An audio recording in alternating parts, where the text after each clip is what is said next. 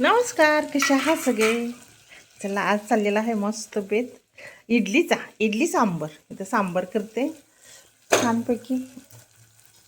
मी कुकरला अशा 3 डाळी लावलेल्या: तूर डाळ, मूग डाळ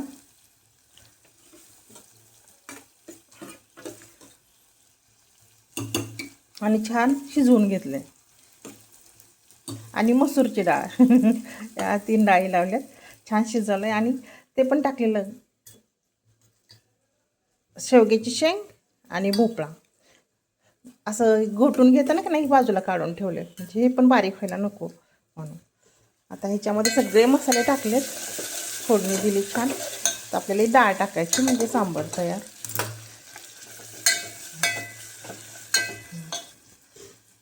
चालली इडलीची तयारी चालली मस्त. हे करायचं म्हटल्यावर नंतर खूप ते असतं.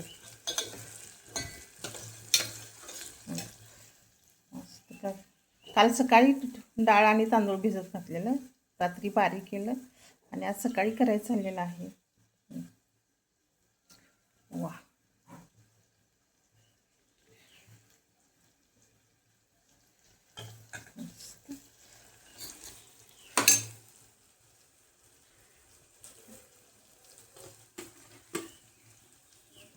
ठेवले. आणि इथं माझी चटणी पण झालेली आहे, बघू शकताय. नारळाची चटणी पण केलेली आहे छानपैकी. झालंय सगळं. आता इडली झाली का तयारच सगळं.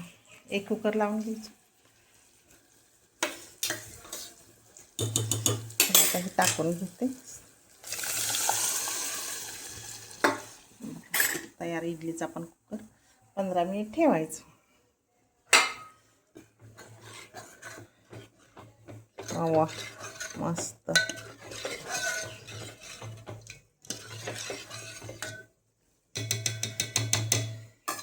आणि आता हे टाकायचं, म्हणजे हे पण शिजवलेलंच होतं, पण आपलं बारीक व्हायला नको. डाळ घोटताना बाजूला काढून ठेवले होते. थोडासा भोपळा आणि शेवग्याची शेंग, म्हणजे आहे तसं राहतं ना. आता आपल्याला पाहिजे तेवढं पाणी टाकून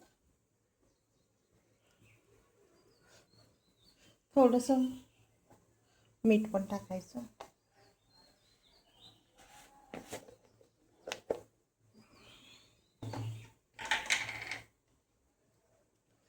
चवीनुसार.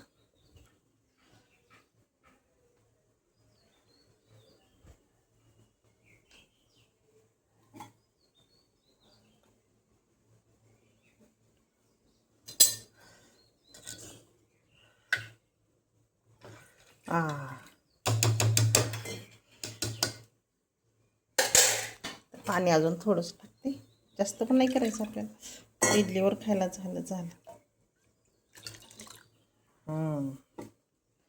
चला, आता सांबर झालंय छानपैकी. कसं मस्त ना, असं करायचं. इथं चटणी पण झालेली आहे, आणि इडली करायला टाकलेली आहे, वाफेवर टाकलेली कुकरमध्ये शिजायला.